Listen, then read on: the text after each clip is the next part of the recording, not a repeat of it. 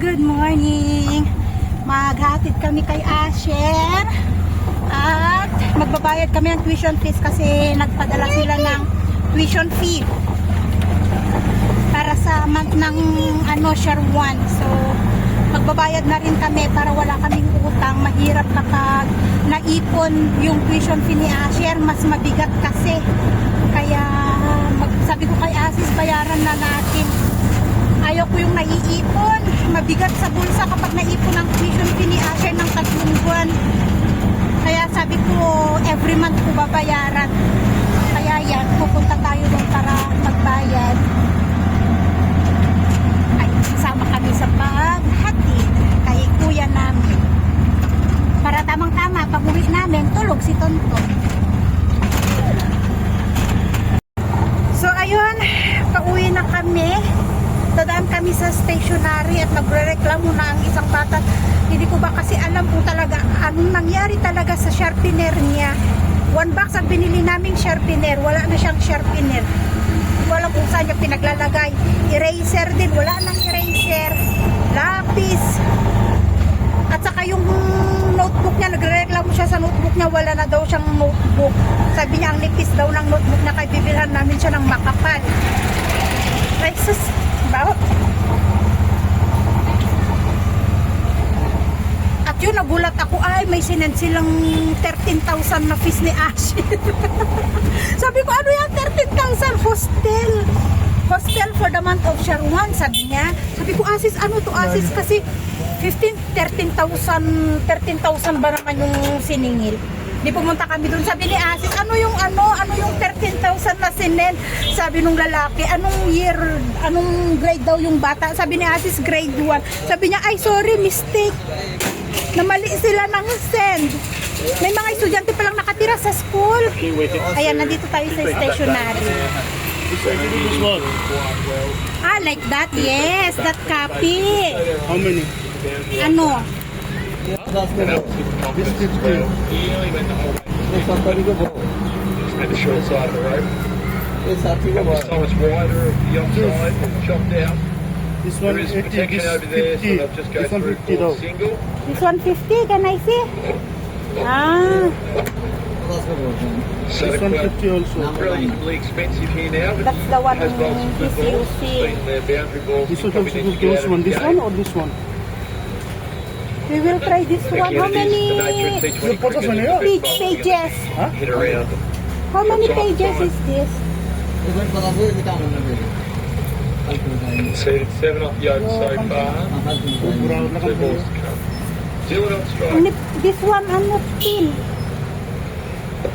The thick Again, a one. positive shot.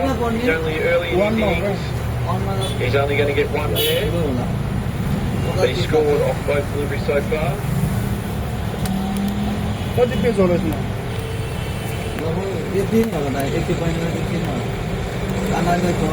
80 pages. Just set a quote. No, 80 rupees. One ball on the second over. Ah, I 192 pages. So which one? This one better? This time it's again. No, that one very thin. Close to the wide line. but He's first ball, complaining. Thin He's copy. exited the over This one? quite well. And after his first 2 overs, he's now under 17. 8 conceded. This one can be- over for Suttercup. 367 Kingston score at the moment. The one have red line. And Ah, this one red line. Okay, this one. some low totals that No, this one for the 5 plus down. Okay? Huh? 5 class? Why did this one? 6 pieces. This one 50? For us on here. This one 80, no? He's complaining nga the copy is very thin. No. He like the thick one. It's not good, Raul, okay? The photos on here? 60. How many? 6 and 6 for English and he has and science stuff. the boundary right. I 4. Result be 1 run. 6? To get positive This one 6? numbers. Oh. Adi that one here. Dylan has had no trouble seeing the ball so far. English ma 6 pieces. English or Nepali? Kumar back on strike, going better than the ball at the moment.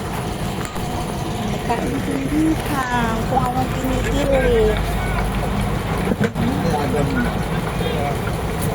Can I see? Half dozen. Nice smooth runner. Ah, yes. This one. This time he's got half short. dozen. That is very good bowling. Any At format of the game. magre-reklamo ang There's not what you can do with that. bata sa kanyang 10, 20 copy. format. Potentially you Half could open dozen, the half box, dozen. put it over the keeper's head, and give you a good shot to play. This one English. Maybe get inside. Also, how many Six, pages that was this a one? pretty good length, The same? super short, and it's gone through at ear What height. else? Yeah, that one looks similar to Akram's catch. Eraser, of sharpener, Jay Surya. Goes back, pencil. gives over. Pencil onto villager. This is into Kumar. This time he does work out the leg side. He's too short. Sharpener. Then Hi guys! Si Asis ay pumunta sa Baratpur kanina. Ngayon, si Cecil, sabi niya sa akin nung nakaraan, ate kapag pumunta ng Baratpur si Kuya Asis, sabi niya sabihin mo kasi meron kayong, Papa, will you please take some time for a little while? Sabi niya, meron kayo ditong tuyo at saka bagong alamang. Sabi niya, galing daw kay Rona, yung nasa Qatar. So, kay Rona, thank you so much, be. At syempre, kay Saisha din na siya yung nagpadala dito sa Chitwan. Thank you so much sa inyong dalawa, be. Kasi ito yung bagong alamang na binigay niya. Bali, niluto ni Cecil kasi sabi niya para daw hindi masira. Tapos, ikaw na lang ang bahala maghati sa inyo dyan sa tari. So, dahil 5 nga kami dito, yun. Kaming 5. Ang bango. Bagong alamang, guys. Ang sarap. So, hahatiin ko to. Si Rose, si Anessa, si Julie, ako, at saka si Josibel. From Rona, ito para sa akin. Oh, may tuyo na naman tayo. Ayan. Dadalhin ko to. Sabi kasi no, Julie, baka magkikita tayo. Sabi ko, paano yung mga tuyo nyo? Sabi ko, dalhin ko dyan. Sabi ko nga, eto kay Julie. Julie, nandito ang tuyo mo. Kay Anessa, nandito ang tuyo nyo, Anessa. Oh, kay Josibel. At saka kay Rose. Rose, nandito ang kanyang mga tuyo. Ano, dalhin ko dyan sa inyo. Baka dalhin ko kay Josibel. Kunin nila kay Josibel or kay Julie. Para kunin nila. Tapos ito, hahatiin ko to sa aming 5. You do not like this one. You are complaining stinky.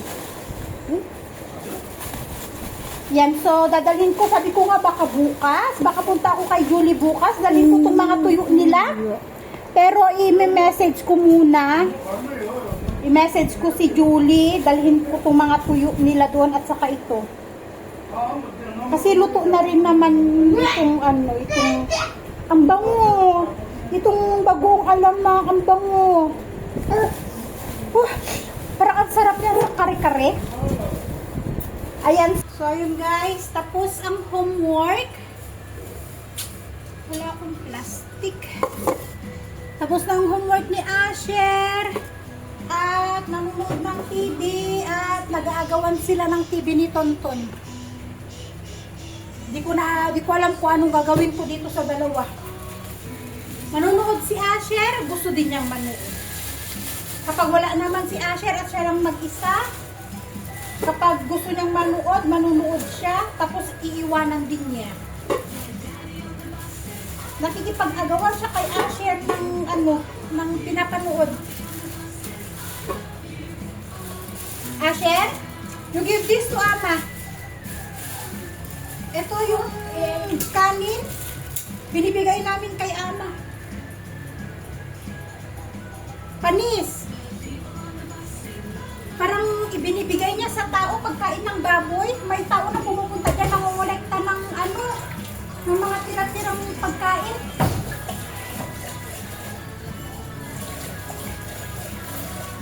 O minsan pinapakain sa pato.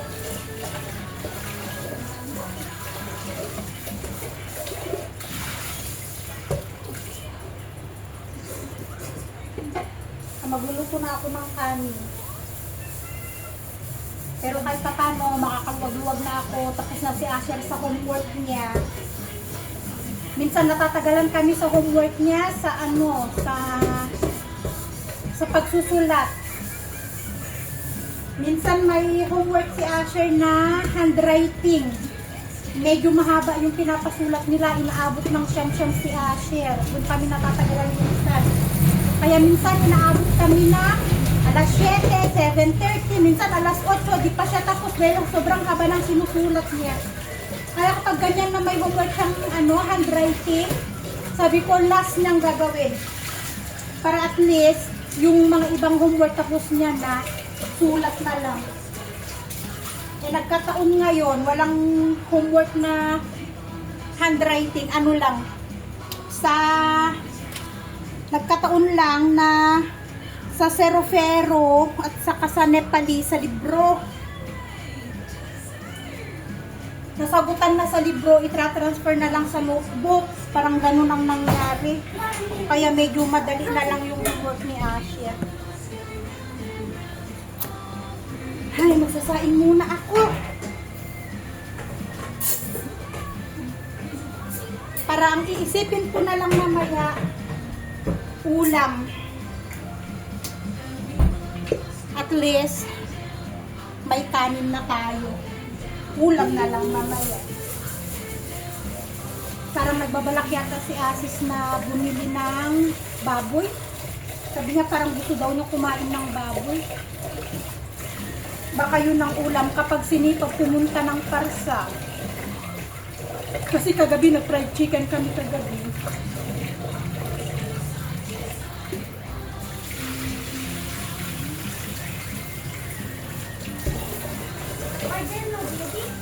Walang isda, gusto ko tilapia. Wala bang tilapia si Baya. Pumupunta naman si Asis sa Kari, hindi rin naman nakakabili ng tilapia kasi ang tilapia nila, tatawag ka pa, tapos sa hapon, alas 4, alas 5, ganun. Ang meron. Hapon na kasi kapag ganun, Kari pa. Yung gusto ko ng tilapia, pritong tilapia, tapos may gulay na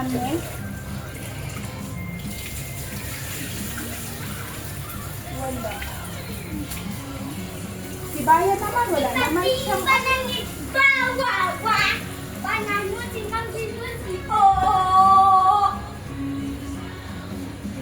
Don't worry, kanina kasi ang lakas ng kulog, buti talaga hindi siya umulan ng malakas. Pero ang lakas ng kulog kanina, hindi ko binigyan ng cartoon si Tonton. Kasi may kulog, may kidlat.